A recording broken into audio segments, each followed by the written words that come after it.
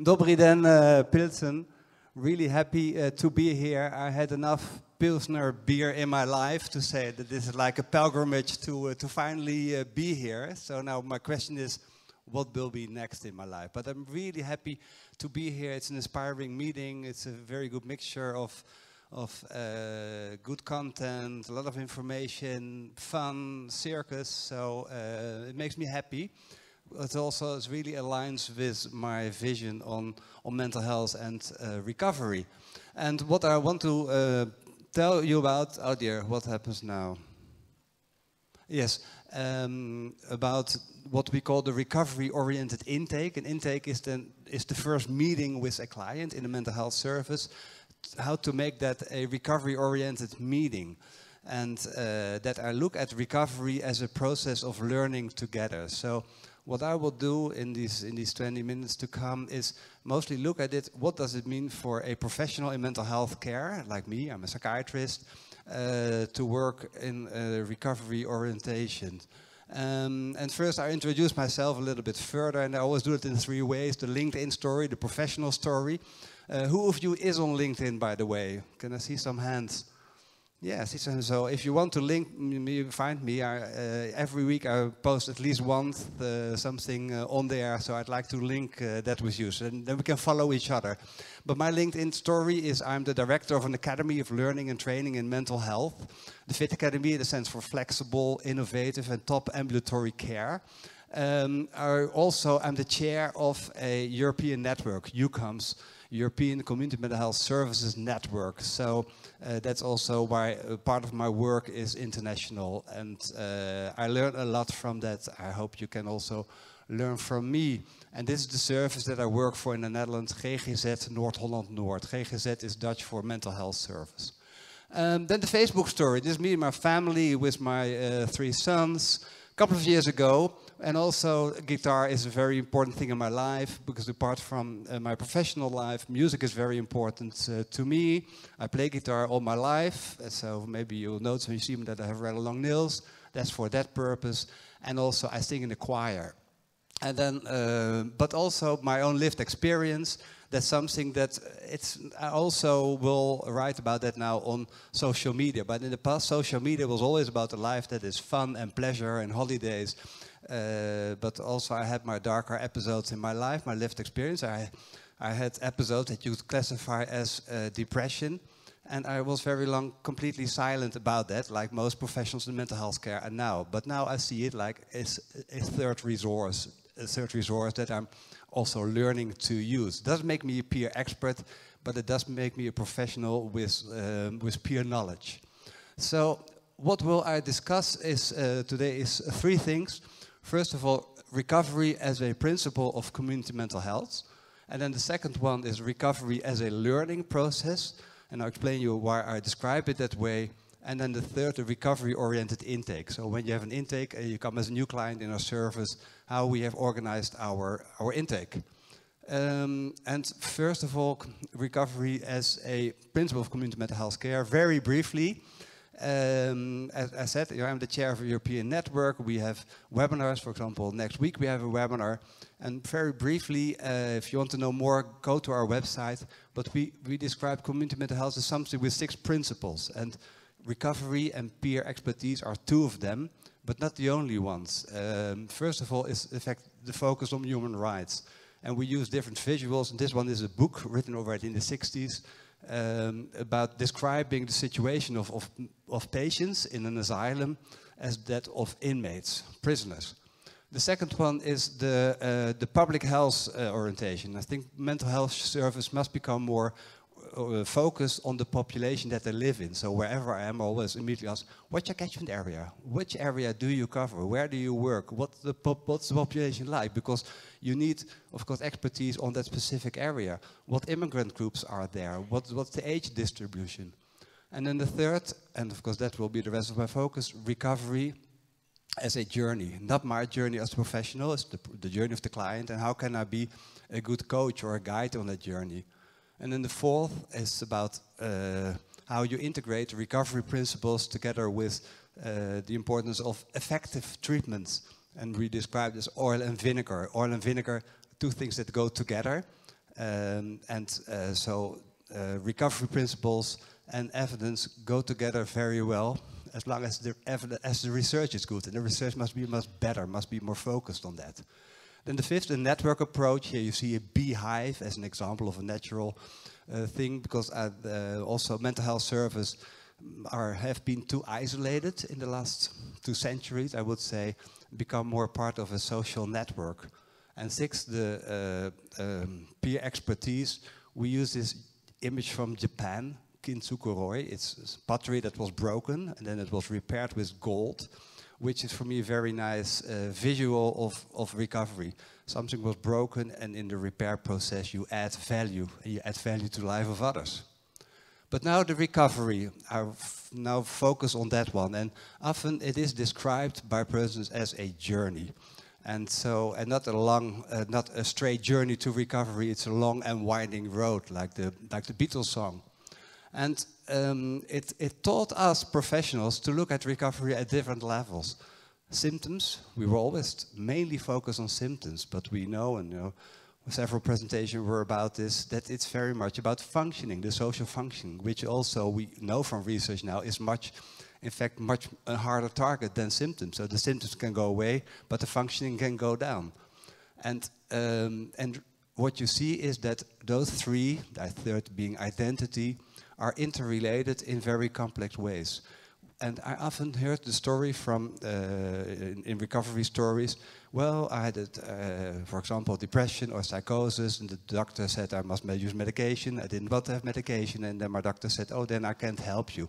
That means that you're entirely focused on symptoms, whereas the questions of clients are mostly on functioning and identity.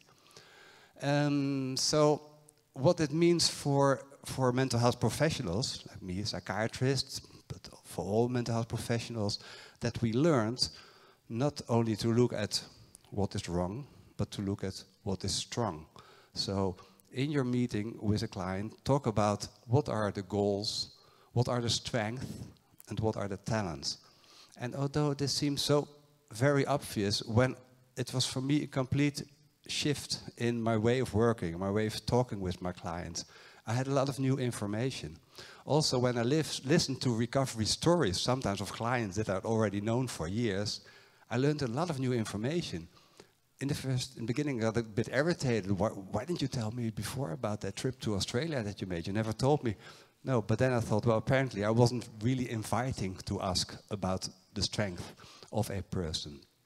So that really is a lesson learned for mental health professionals, to focus on goals, strength, and goals, and make that part of your dialogue. Be inviting to talk about those. And that also means that we come, and this is not only in mental health, it's more general also in health, that we are going to a new era. There has been the era, and it's here very much about the doctor, but you can say the same for the psychologist, the nurse, the social worker. But in the past it was, of course, the doctor as sort of the top of the pyramid. In the old quality, the message was, trust me, I'm the doctor. And that has existed, but it was also very much a community facility. You look at the family doctor in the village, he or she was present for the community. It was someone with a face, but it was very much just a purely medical thing, and it was not so much about the relationship, it was more telling a person what to do. Now we've come more into the era of, trust me, I have the numbers, which means that, well, there is maybe less practice variation, we work more according to standards, and that definitely has benefits, that doesn't depend on where you happen to live, what treatment you will have, but it also has become a doctor or a practitioner without a face, and with a very uniform outcome of what you do. And that is now more and more frustrating professionals in mental health care. It was already very long frustrating our clients. So where do we go? Do we go back to, trust me, I'm the doctor? I hope not, although some of my colleagues really would like to go back there. I think we should go to this third phase. The new quality is, trust me, I want to learn together. And so that has really changed my practice to a practice in which I say, okay, we are learning together. What are your goals? What are your strengths? How to reach them? And how can I play a role in that? Then recovery as a learning process. I think it is, you can look at it at these three levels. First of all, the language that you use, the client used, that you used in your conversation together. And second, it's about self-regulation. And third, it's about the crisis. The language, first of all. If we keep using language like someone is an autist or a schizophrenic, if we use that language, then we in fact we say your condition, your classification is your identity. We should get away from that because people will take over that language. So language is a very important tool in our hands, and maybe one of the main things we can do actually, the language. Second, the self-regulation. There are so many ways that people can self-regulate. And instead of taking over the regulation, I think our approach took me more about supporting self-regulation. And this is, of course, the two sides of the coin of the medication that we use. I use medication, I prescribe medication. I've treated many patients with psychotic problems. I often use antipsychotics. But I know also that it hinders the self-regulation. So we really should look at this balancing act and not consider it as a cure. Because the side effects are really diminishing self-regulation. So that awareness into your practice. And so I think for me that has become a key concept in self-regulation and influencing lifestyle as well. And then the third, crisis. Crisis are very important moments in life. Crises are also, in fact, you can see them as something negative, but also crises are also learning moments in life. And the important thing is to prepare yourself for the next crisis. And if a crisis happens, to say, okay, what are the lessons learned here? And just making a crisis plan, of course, it's good, do that, but you really have to practice it all the time. And so making together a plan, and I saw a long list of Mark Reggins, and one of them was the Wellness Recovery Action Plan. And that is not just a crisis plan, it's more a whole life plan. I've made one myself. I could recommend it to anyone. It's not only for people with severe mental illness, it's for everyone. And that then the crisis plan becomes embedded in a larger recovery plan. Then what does this imply for our way of doing an intake? And as I said, an intake means for us, you see a new client in your service, and what do you do then? We, at some point, decided that, or we came to the conclusion that recovery had a main impact on the way we organize our services. But it mainly had impact on the service for people with more chronic conditions. And therefore, people not working in that domain often said, oh, recovery, it's a paradox association that said, oh, recovery is when everything fails. Then you suddenly talk about recovery. Then we said, well, that's not right. This approach, based on goals, strengths, talents, should be there from the beginning. So let's embed it in our way of doing a recovery, an intake. So that's why we call it the recovery-oriented intake. We've published this, so you can. It's also free download manuscript, but I will describe to you how we do it. And first of all, I go to this image. You see, there are three sources on this image, right? And let's first go to the right source, and that is science. Science is a very important tool that we can use. It has been only in the practice, not really, it didn't have many levels. It also described often populations of clients that we don't really see in practice, because if you want to study an antipsychotic, you have patients with only psychosis. So it was not really multi-level, the science so far. It can become more leveled, but it is an important research, because I want to know that what I'm doing is effective. I also want to evaluate myself. So science is one of the sources. And then on the left hand, you have the practice. In the practice, learn from the practice. How do you learn from the practice? Not by only doing it, but also giving time for reflection in that practice. How do you do it? For example, with supervision, with intervision, and also with moments with yourself what actually am I doing? Take time for reflection, then your practice will become better. But then there is the middle source, the very rich source. That's the fountain that we didn't use. And this is the fountain of lived experience. And it is a resource. So also, that's why also I am now open about my own vulnerability. Doesn't make me a peer expert, but I think it is a resource that can strengthen my relationship. So it is a resource, and that's really the input of the peer experts, and many of you are here, and I'm really happy about that. And it is a resource that other professionals also can use. So we decided we have to use that resource as well, and we have to use all three resources in an intake. So how do we do it? So we have 3 different professionals in our intake. So you need what we call the lead practitioner, and that can be, in our practice now, it can be a psychiatrist, also a psychologist, a clinical psychologist, or a nurse practitioner. We also have now nurses who have a master in mental health nursing. So it can be one of those 3. We have a coordinator, in the practice that's often a nurse or a psychologist or a social worker, who stands more for the practice, so to say. And the third is the peer expert, the expert by the lived experience. And so the intake starts by a meeting of the peer expert with the client who is new in the service, and to say, you know, this is about what's going to happen. You're going to meet a psychiatrist now, but let's first get a connection with each other. So the patient is not on his own. And we invite a network as well. We're not always successful in that the personal network comes with that, so we must work on that to do better. But that's how the talk starts. And then we have always the coming 4 questions, and that is for me, no, that will be the next slide. First of all, sorry, the 5 principles that we built this way of doing intake on.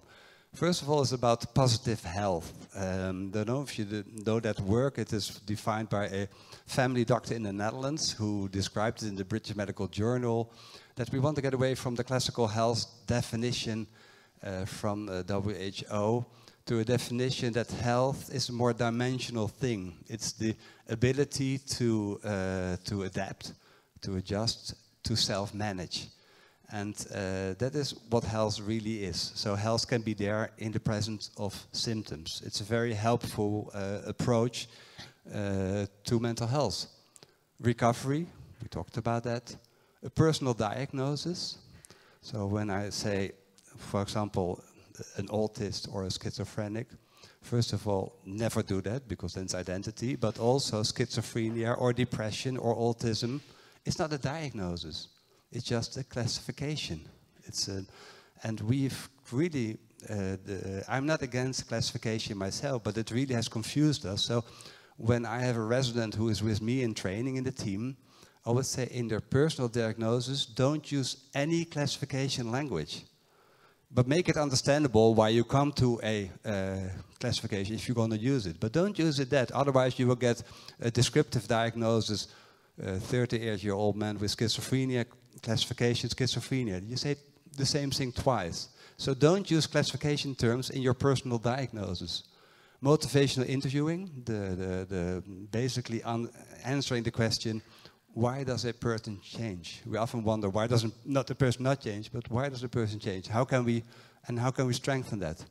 And support decision making. Maybe you know that a shared decision making, I like support the decision better, because in the end, of course, it's the client who makes the decision. So those are the 5 principles. And then here are the 4 key questions. And as I said, this is for me the key slide of my whole presentation. In our intake, we always ask these 4 questions. First, the peer expert opens the dialogue, once we're all together in the room, with this question: what happened? A very open question, not the question, what's wrong? Do you hear voices? Do you want to die? Are you anxious? Important questions, but the opening is, what happened? And then the second question is, so what are your strengths?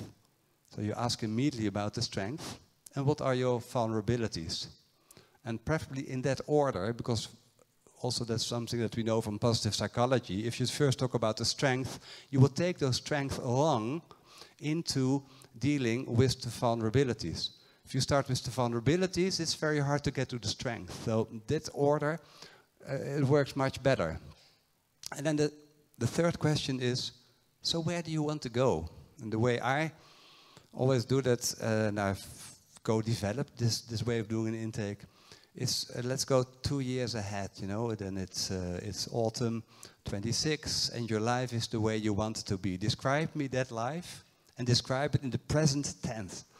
Then I hope it will be no, then I am. So then, because then you get up into the social functioning and identity goals. Then you rarely hear, I want to have a 20% reduction on my anxiety scale. No, then you hear real life goals that you can then you can see if your interventions help someone reaching those goals. And then the fourth, okay, so we got it now. And so now what do you need and from whom? And what often happened in doing the intake this way, much more frequently than in the past, some people who really had serious issues decided, I don't really think I need treatment. In fact, I think I can cope with my network. Or I will, the peer expert can tell about the recovery college. I think that's maybe a better place for me to work on my recovery than a treatment. So the sort of desirable side effect of this was that less people decided to come into care. That was not what it was about, but it was the impact of also this question at the end. So what do you need and from whom? Is it us? Because treatment is an option for recovery. There are many other options.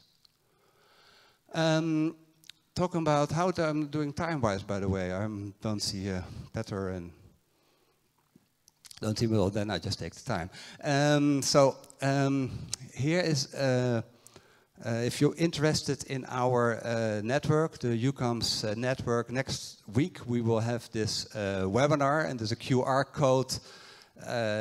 Then you immediately get to the registration link.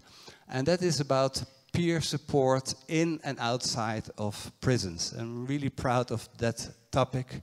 You know, we know there's a lot of people with mental health issues that are often neglected in prison-like situations. So is a group that really deserves the support of lived experience, then it is people in prisons. So our webinars are always free to join. So hope to see some of you next week then online. And then I will summary. First of all, I said recovery is a principle of community mental health, just as is human rights, as is a public health approach, as is a network approach, as is peer expertise. It is one of the principles how you build community mental health. Second one, recovery as a learning process. That's a very helping paradigm to look at treatment. It's your learning process, and how can I be in that? And you see this development not only in mental health, you see it in health in general. There's more and more focus on lifestyle and adjusting lifestyle instead of, because in treatment, the treatment paradigm makes the other person passive. I wait for the impact of my medication. No, you're going to have to change. Recovery is also hard work. That's something that I learned. I once went to a work visit in the USA to Recovery Innovations, and then I learned this message. Also, it is hard work, and what are you going to do, and how we can be support on that work.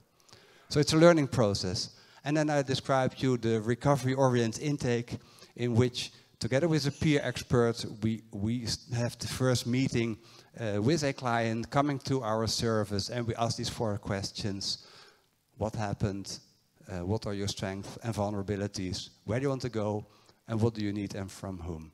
So I thank you very much for your attention, and I think there is still some time, and because I always love interaction, some time for questions or feedbacks. But now, at least, thank you very much for your attention.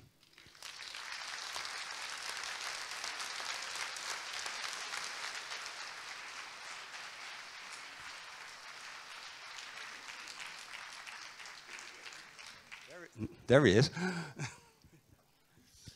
Thank you, René. Thank you so much. Máme čas na 2 dotazy. Na Reného. Já k vám poběžím s mikrofonem.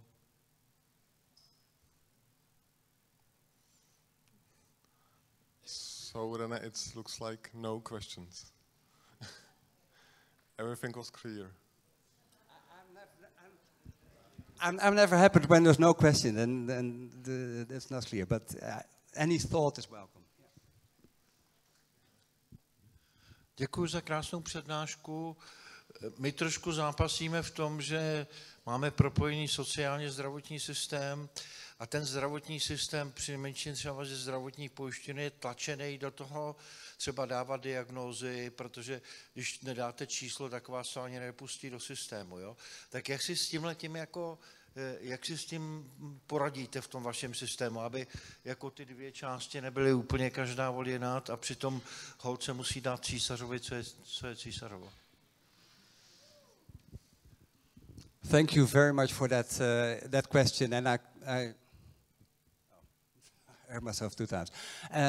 That's a very important topic, and also I work at the moment in child and youth psychiatry, and already several times I had the confrontation with an angry mother of one of my clients, saying in nice or less nice words, "Give my son the diagnosis autism." And then I thought, why would a mother wish that so much for her child? But it was, if he doesn't have the diagnosis, he will not have the social benefit that he wants.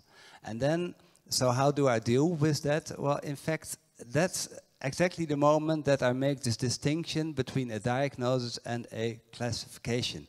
So then I say, well, you know, your son has, and then I don't use the word autism, but I say this traits. And that's, yes, well, we classify that as autism. And then you immediately also in the language, in the dialogue, make the distinction that classification is not the same as diagnosis. And it's, you know, that's, I hope that's a clear answer. But it is a very important topic because we built in sort of benefits of having a diagnosis, and then don't use the word diagnosis for that. But you have to repeat it on and on because all our colleagues keep calling that a diagnosis. So this, we now agree with each other, we will call the classification, yeah. Who else? The woman there. Dobrý den. Já také děkuji za krásnou přednášku a jenom jsem se chtěla zeptat, vy jste psychiatr, vy máte něco jako měl Mark Regens Village, nějaký místo, kde pracujete a kde je víc těch lidí, anebo jste možná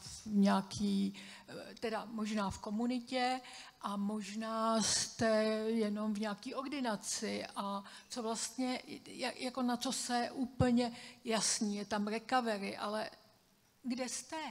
A taky nevím, z jaký jste země.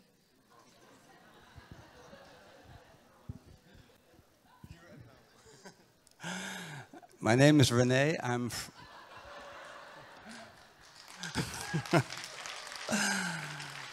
I am from the Netherlands, and I work in an integrated mental health service, which is quite the common way in the Netherlands to organize it. So in an integrated service, there are multidisciplinary ambulatory teams with psychiatrists, psychologists, nurse, social worker, peer worker, addict experts, IPS, individual placement support, all that in those teams. And I work in one of those teams. And also in our region, we also have a recovery college. So we have 40 peer experts in our service. They run the recovery colleges and they're also present in the intake. So I don't have my private practice. I love to work in an integrated way. And then we have many partners in the area, the family doctors, we have a strong connection with. The social service, we have a very strong connection with, but also increasingly the cultural sector. So for example, we also started with theater groups, and then it's not art as a therapy, but art for the sake of art, knowing that doing art, like the circus that we saw yesterday, is something that's really beneficial for your mental health.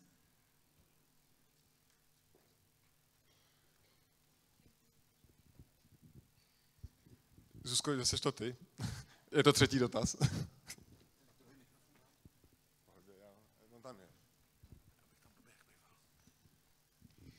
Taky děkuji za krásnou přednášku a chtěla jsem se zeptat, jestli už máte nějaký vyhodnocení, jaký vliv má ten příjem zaměřený na zotavení potom na průběh služby, na podporu zotavení, jestli to nějak vyhodnocujete a jestli to lze.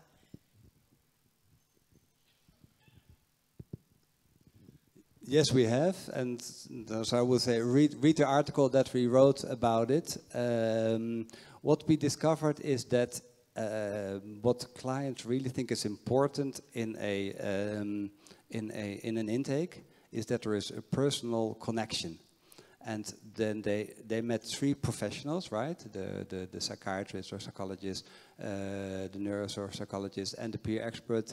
And then they said, this personal connection, we find it most in the peer expert. So that strengthened us in